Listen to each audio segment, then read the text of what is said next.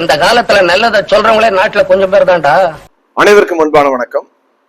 சென்னை உயர்நீதிமன்றத்தில் தூத்துக்குடி ஆசிரியர் திருமண்டலத்தில் நடந்த தேர்தல் செல்லாது என்று அறிவிக்க கோரி முன்னாள் தூத்துக்குடி ஆசிரியர் திருமண்டலத்தின் லே செயலர் நீகர் பிரின்ஸ்கிரிப்ஷன் அவர்கள் தொடர்ந்திருந்த அந்த வழக்கு பாத்தீங்கன்னா விசாரணைக்கு வராமல் தள்ளிக்கொண்டே செல்கிறது.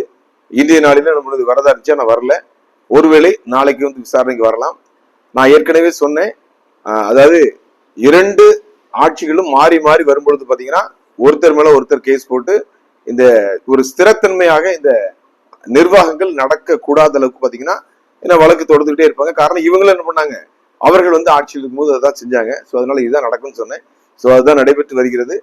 ஆனாலும் பாத்தீங்கன்னா நாமும் இந்த நடந்து முடிந்த தேர்தலில் பாத்தீங்கன்னா சில பிரச்சனைகள் இருப்பதால் அந்த பிரச்சனைகளை பாத்தீங்கன்னா களையாமல் கடைசி கட்ட தேர்தலை நடத்தியதால பாத்தீங்கன்னா அந்த தேர்தலை மறு ஆய்வு செய்து நியாயத்தை வெளிப்படுத்த வேண்டும் என்று தற்பொழுது குரல் கொடுத்து வருகிறோம். ஸோ இதை கேட்டோடனே பாத்தீங்கன்னா நிறைய பேருக்கு என்ன முடிஞ்சு, இப்போ தூக்கம் கலைந்து விட்டது. ஏன்னா பெரம்பு பாத்தீங்கன்னா இப்படியும் பேசுறாரு அப்படியும் பேசுறாரு அப்படிங்கிற மாதிரி சொல்லி இந்த திருடனுக்கு தேள் கொட்டியது போல என்ன பண்றாரு, வலைதளங்கள்ல என்னை குறித்து அவதூறாக பேசிக்கொண்டு வருகிறார் என்றால் கேள்விப்படுகிறேன். இவர்கள் மட்டுமல்ல, கடந்த ஆட்சியில் இருந்தவர்களும் பாத்தீங்கன்னா நாம் வலைத்தளத்தில் அவர்களுக்கு எதிராக பேசும்போது இதைவிட கடுமையான வார்த்தைகளில் வசைப்படுகிறார்கள். இங்க எல்லோருக்கும் நல்லவராக ஒருவர் வாழவே முடியாது, எல்லாரையும் நம்ம திருப்திப்படுத்தவும் முடியாது. எனவே உண்மையை நாம் சொல்லும் பொழுது நடக்கின்ற நிகழ்வுகளை பாத்தீங்கன்னா நம்ம வெளியில் சொல்லும் போது பாத்தீங்கன்னா கடந்த முறை ஆட்சியில் இருந்தவங்க கோவப்பட்டாங்க. அது போல இப்பொழுது ஆட்சியில் இருக்கவங்களும் கடந்த முறை எதிர்கட்சியா இருக்கும்போது என்ன பண்ணாங்க, ஆதரித்தார்கள். இப்பொழுது கோவப்படுறாங்க. எனவே பாத்தீங்கன்னா நாம் எந்த விதமான அழுத்தங்களுக்கும் உட்படாமல் எந்த விதமான அதிகார வர்க்கங்களுக்கும் பயப்படாமல் தொடர்ந்து பாத்தீங்கன்னா திருமண்டலங்கள்ல நடக்கின்ற அதிகார துஷ்பிரயோகங்களையும் நடக்கின்ற அநியாயங்களும் பாத்தீங்கன்னா தோலுரித்து மக்கள் மத்தியில வெளிப்படுத்தி வருகிறோம். நிச்சயமாக அதிலிருந்து ஒருபடி நாம் பின்வாங்குவதாக எந்த விதமான சமரசத்துக்கும் வருவதாக ஐடியாவே இல்லை. அதற்கு பாத்தீங்கன்னா நம்ம அதிகமாக மிரட்டப்படுகிறோம். இரவு 10 மணிக்கு மேல வீட்டுக்கு ஆள் அனுப்பி என்ன பண்றாங்க, மிரட்டுற அளவுக்கு என்ன பண்ணிருக்காங்க தற்போது இருக்கின்ற ஆட்சியாளர்கள் துணிந்திருக்கிறார்கள். இவர்கள் பாத்தீங்கன்னா தற்பொழுது ஆட்சியில் இருக்கிறனால பணத்தை கொடுத்தோ பதவியை பயன்படுத்தி பாத்தீங்கன்னா நீதிமன்றத்திலிருந்து தப்பலாம், ஆனால் மக்கள் மன்றத்திலிருந்து ஒரு நாளும் தப்ப முடியாது என்பதை மீண்டும் அழுத்தம் திருத்தமாக தெரிவித்துக் கொள்கிறேன். கடந்த ஆட்சியில் பாத்தீங்கன்னா பணத்துக்காக பாத்தீங்கன்னா இங்க இருக்கின்ற அந்த பதவிகளை, அரசாங்க பதவிகளை பாத்தீங்கன்னா விலைக்கு விற்றார்கள். இவர்கள் பாத்தீங்கன்னா பதவிக்காக, அதாவது தாங்கள் தொடர்ந்து இங்க பதவியில் இருக்க வேண்டும் என்பதற்காக தாங்கள் விரும்புகிற நபரை என்ன பண்றாங்க போடுறாங்க. அதை எதிர்த்து யாரும் கேள்விக்கு கூட சொல்லி என்ன பண்றாங்க, மூர்க்கத்தனமான வலைதளங்கள் விமர்சனங்களையும் நீங்கள் செய்த தவறை ஒத்துக்கொள்ளுங்கள், அப்படி இல்லாமல் மிரட்டல் மூலமாகவோ குடும்பத்தினருக்கோ எனக்கோ நீங்கள் அச்சுறுத்துவதால் இங்கு எதுவும் நடக்க போவதில்லை. கடந்த முறை சொன்னாங்க நாங்க பாத்தீங்கன்னா ஏதோ தவறு செஞ்சிட்டோம் இனிமே செய்ய மாட்டோம் சொன்னாங்க. ஆனா பாத்தீங்கன்னா இப்பொழுது அதை விட அதிகமாக துணிந்து தவறு செய்து கொண்டிருக்கிறார்கள். எக்ஸாம்பிள் நான் சொல்லணும் அப்படின்னா, இவர்கள் செய்த ஒரு அநியாயத்தின் உச்சகட்டம் பாத்தீங்கன்னா கோவில்பட்டியில் பாத்தீங்கன்னா பிரவீன் வாத்தியார் மனைவிக்கு பாத்தீங்கன்னா வேலை வாய்ப்பு கொடுத்திருக்காங்க. ஏன் கொடுத்தீங்க அப்படிங்கிறதுக்கு இன்னைக்கு வரைக்கும் பதில் கிடையாது. அது போல பாத்தீங்கன்னா சாயர்புரத்துல வேலை செய்த அந்த 3 நபர்களுக்கு பாத்தீங்கன்னா வேலையை விட்டு பணி நீக்கம் செய்திருக்கிறார்கள், எந்த விதமான காரணமும் இல்லாம. எதுக்கு செஞ்சாங்க, அப்போ பாத்தீங்கன்னா இம்ப்ராப்பர் அப்பாயின்மெண்ட். அது போல பாத்தீங்கன்னா பழிவாங்கும் நடவடிக்கையில பாத்தீங்கன்னா 3 பேருடைய வேலையை என்ன பண்றாங்க, துணிந்து எடுக்கிறாங்க. அடுத்து என்னன்னு சொல்றேன் என்னன்னா, அதாவது பழிவாங்க படலத்துல உச்சகட்டத்துல பாத்தீங்கன்னா ஒரு ஆசிரியர் பாத்தீங்கன்னா முத்துகிருஷ்ணாபுரத்துல இருந்து கிட்டத்தட்ட பாத்தீங்கன்னா வல்லநாடு வரைக்கும் என்ன பண்ணிருக்காங்க, மாத்திருக்காங்க. எல்லா பழிவாங்குதலும் பாத்தீங்கன்னா கிட்டத்தட்ட 50 கிலோமீட்டர் 100 கிலோமீட்டர் இவங்க மாத்திருக்காங்க. இவங்க சொல்ற காரணம் அரசியலில் அப்படிதான் நடக்கும் அப்படின்னு சொல்லி. இப்போ நாங்க பாதிக்கப்பட்டோம் அதனால நாங்க செய்வோம்னு சொல்றா, இது எந்த வகையில ஏற்றுக்கொள்ள முடியும்? நம்ம ஏற்கனவே வலதளம் மூலமாக வெளிப்படுத்தணும். நாசரேத் மர்காஷிஷ் மேல்நிலை பள்ளியில பாத்தீங்கன்னா உடற்கல்வி இயக்குனர் என்ற ஒரு போஸ்ட் காலியா இருக்கு. அந்த இடத்துல பாத்தீங்கன்னா இந்த திருமண்டலத்துல கிட்டத்தட்ட 25 வருடமாக வேலை பார்த்து கொண்டிருக்கின்ற தகுதியான PhD முடித்த ஒரு நபர். அவர் பாத்தீங்கன்னா பிரைட்டன் ஜோயல், அவர் தான் கொடுக்கணும்னு சொல்லியிருந்தோம். தற்பொழுது நடந்த எக்ஸிக்யூட்டிவ் மீட்டிங்ல என்ன சொல்லியிருக்காங்க அப்படின்னா, இந்த முறை பாத்தீங்கன்னா ப்ரொமோஷன் தான் கொடுக்கணும். ஏன்னா இதுக்கு முன்பு பாத்தீங்கன்னா ஒரு பிசிக்கல் டைரக்டர் போஸ்ட் பாத்தீங்கன்னா சாயர்புரம் மேல்நிலை பள்ளியில அப்பாயின்மெண்ட்ல போடுறாங்க. சோ அப்போ பாத்தீங்கன்னா அடுத்ததுக்கு என்ன பண்ணும், ப்ரொமோஷன் பண்ண சொல்லி பேசியிருக்காங்க. அதை கண்டிப்பாக செயல்படுத்துவோம் என்று எக்ஸிக்யூட்டிவ் மீட்டிங்ல என்ன பண்ணிருக்காங்க, வாய்மொழியாக தீர்மானம் போட்டிருக்காங்க. அதை தற்பொழுது இருக்கின்ற லே செயலர் நான் மறந்துட்டேன் அப்படின்னு சொல்லி என்ன பண்றாராம், அவ்வளவு ஈஸியா கடந்து போறாராம். அப்ப பாருங்க, ஒரு 25 வருடம் இந்த தூத்துக்குடி ஆசிரியர் திருமண்டலத்தில் வேலை செய்த தகுதியான நபருக்கு அதை கொடுக்காமல் புதிதாக ஒரு நபருக்கு கொடுக்க வேண்டியது என்ன தேவை இருக்கிறது என்பதுதான் என்னுடைய கேள்வி. இப்ப நம்ம சொன்ன பிறகு பாத்தீங்கன்னா கொஞ்ச நாள் நின்றாங்க, அது வந்து நிப்பாட்டினாங்க. ஆனால் கடந்த 2 நாளைக்கு முன்னால பாத்தீங்கன்னா அந்த வகுத்தான் குப்பத்தை சேர்ந்த நபர் வந்து பாத்தீங்கன்னா திருமண்டல அலுவலகத்துல போய் 6 லட்சம் கட்டிட்டாராம். எவ்வளவு பெரிய அநியாயம் பாருங்க.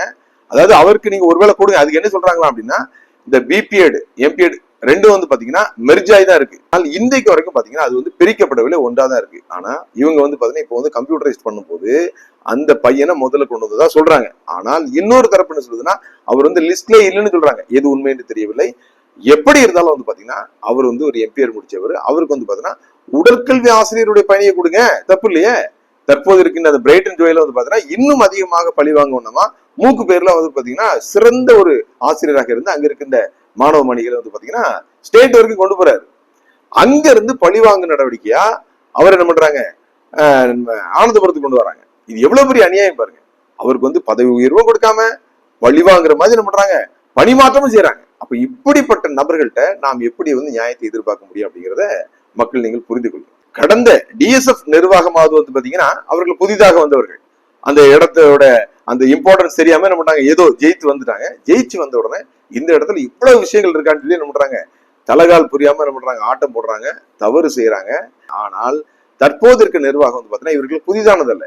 ஏற்கனவே என்ன பண்ணிருக்காங்க, 9 வருடத்துக்கு மேலாக இந்த தூத்துக்குடி ஆசிரியர் திருமணத்தில் என்ன பண்ணிருக்காங்க, ஆட்சியில் இருந்தவர்கள். இவர்களுக்கு தெரியும் என்ன செய்தால் தூத்துக்குடி ஆசிரியர் திருமணத்தில் நல்லது நடக்கும், நாம் வந்து என்ன செய்தால் முன்னேறாதுங்கிறது ரொம்ப தெளிவா தெரியும். குறிப்பாக வந்து இங்க இருக்கிற பள்ளிகள் வந்து பாத்தீங்கன்னா முன்னேற்றம் இல்லாமல் தேங்கிய நிலைமையில் இருக்கிறது. திரும்பவும் நாம வந்து பள்ளி வாங்கினா நிச்சயமாக அது வந்து பள்ளிகளுக்கு நல்லது இல்லைங்கிறது நல்லா தெரியும். அப்போ வந்து பாத்தீங்கன்னா அறிந்தும் செய்கிறாங்க. அறிந்தும் செய்கிறவங்க தான் அநேக அடியால் அடிக்கப்படணும் வேதாவும் சொல்லுது. ஸோ அதனாலதான் பாத்தீங்கன்னா நாம் தொடர்ந்து இவர்களை விமர்சனம் செய்கிறோம்.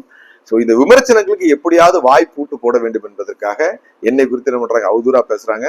பேசிட்டோம், நல்லாவே என்ன பண்ணோம் பேசிட்டோம். அதனால பார்த்தீங்கன்னா அதை குறித்து நமக்கு எந்த கவலையும் இல்லை. இன்னொரு மிகப்பெரிய அவலமும் இங்க நடந்திருக்குது.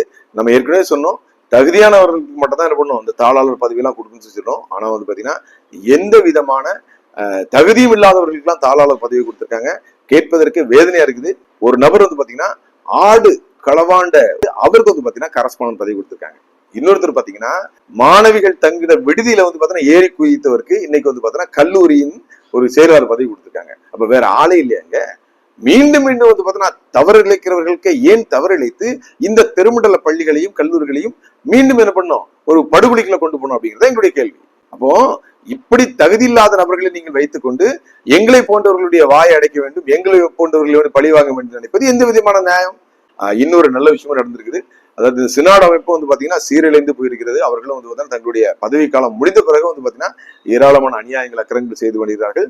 அதுல ஒரு பகுதியாக வந்து பாத்தீங்கன்னா தோரணங்கள் அப்படிங்கிறது பாத்தீங்கன்னா வெள்ளாளனுடைய மண்ணின் பேராயர் அசரியா வந்து பாத்தீங்கன்னா அவர்கள் சென்று ஸ்தாபித்த அந்த திருமண்டலத்தில் வந்து பாத்தீங்கன்னா தேர்தலை நடத்தாமல் ஒரு பேராயரை தேர்வு செய்வதற்கு வந்து பாத்தீங்கன்னா தற்போது இருக்கிற சினாடு முடிவு செய்தது. ஆனால் அதை எதிர்த்து வந்து பாத்தீங்கன்னா வழக்கு போட்டு தூத்துக்குடி ஆசிரியர் திருமண்டலத்தின் மண்ணின் மைந்தர் ஒய்யாங்குடியை சேர்ந்த அண்ணன் வாராங்கல் சுவாமியில் அவர்கள் வந்து பாத்தீங்கன்னா அதை வழக்கு தொடுத்து வந்து பாத்தீங்கன்னா அது வருகின்ற 8ஆம் தேதி நடந்திருந்த அந்த கூட்டத்துல என்ன பண்ணாங்க, அதாவது எந்த விதமான தேர்தல் நடத்தாம நாமினேட்ல என்ன பண்றாங்க, ஒரு பிஷப் தேர்வு செய்துக்கு இருந்தாங்க. அதை தடுத்து இருக்கிறார்கள். இது எதுக்கு தடுக்கிறாங்க அப்படின்னா, அவங்க நாமினேஷன்ல ஒரு பிஷப் எடுக்கிறாங்கன்னா அந்த தோரணங்கள்ல வந்து பாத்தீங்கன்னா ஏற்கனவே பாத்தீங்கன்னா ஏராளமான ஏக்கர் கணக்குல வந்து என்ன பண்ணிருக்காங்க, தற்போது இருந்த நிர்வாகம் விற்பனை செய்திருக்கிறாங்க. அதுவே வந்து பாத்தீங்கன்னா இன்னும் பிரச்சனை இருக்கு. அவர்கள் கைப்பாவையாக ஒரு பேராயரை வைத்துக் கொண்டு வருகின்ற தேர்தலிலும் அவர்கள் என்ன பண்ண வாக்கு செலுத்த வேண்டும். அது போல பாத்தீங்கன்னா இன்னும் பல கோடிக்கணக்கான ரூபாய் கோடிக்கணக்கான சொத்துக்களை சுரண்ட வேண்டும் என்பதற்காக என்ன பண்ணாங்க செய்தார்கள். ஆனா வந்து பாத்தீங்கன்னா அண்ணன் வந்து அதை வழக்கு தொடுத்து தடுத்திருக்கிறார்கள். அண்ணன் அவர்களுக்கு மீண்டுமாக வாழ்த்துக்களை தெரிவித்துக் கொள்கிறோம். மீண்டும் தூத்துக்குடி ஆசிரியர் திருமண்டலத்துக்கு வரேன். தூத்துக்குடி ஆசிரியர் திருமண்டலத்தில் வந்து பாத்தீங்கன்னா நிர்வாகிகள், அதாவது வந்து நம்ம ஏற்கனவே சொல்லிட்டோம், இது வந்து ஒரு பதவி அல்ல, ஒரு ஊழியம்.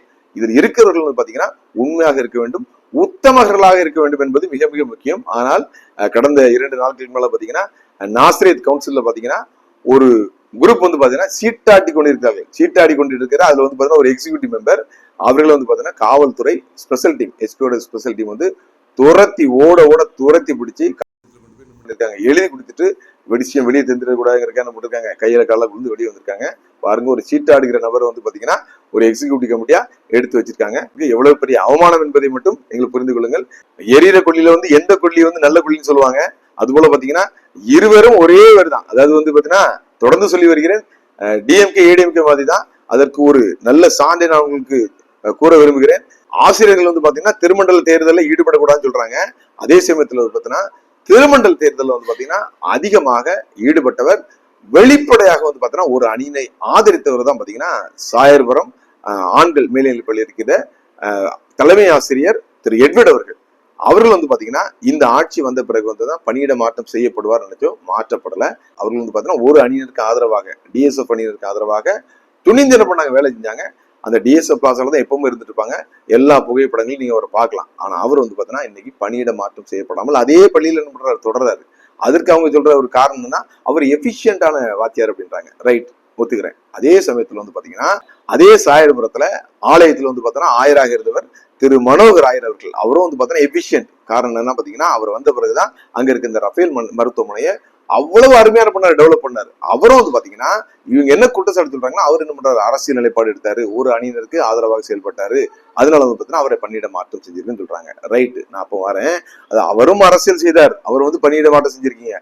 ஆனால் இங்கு அரசியல் செய்த அந்த எட்வர்ட் ஆசிரியர் வந்து பாத்தீங்கன்னா இன்னைக்கு வந்து தலைமை ஆசிரியராக வைத்திருக்கு. என்ன காரணம்னா, வந்து முன்னாள் லே செயலர் நேகர் பிரின்ஸ் கிப்சன் அவருடைய உறவினர்.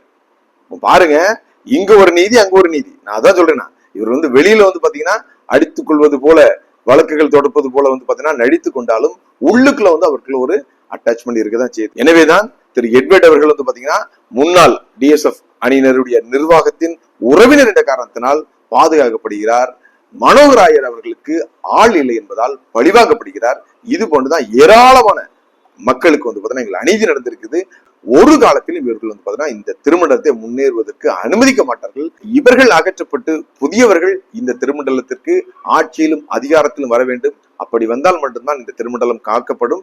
அதுவரைக்கும் நம்மை போன்றவர்கள் மிரட்டப்படுவார்கள், விரட்டப்படுவார்கள், தொடர்ந்து அச்சுறுத்தப்படுவார்கள். ஆனாலும் கர்த்தர் நம்மோடு இருக்கின்றார். எதை பற்றியும் கவலைப்படாமல் தொடர்ந்து நிர்வாகத்தில் நடக்கின்ற தவறுகளை தோலுரிப்பேன். அனைவருக்கும் நன்றி.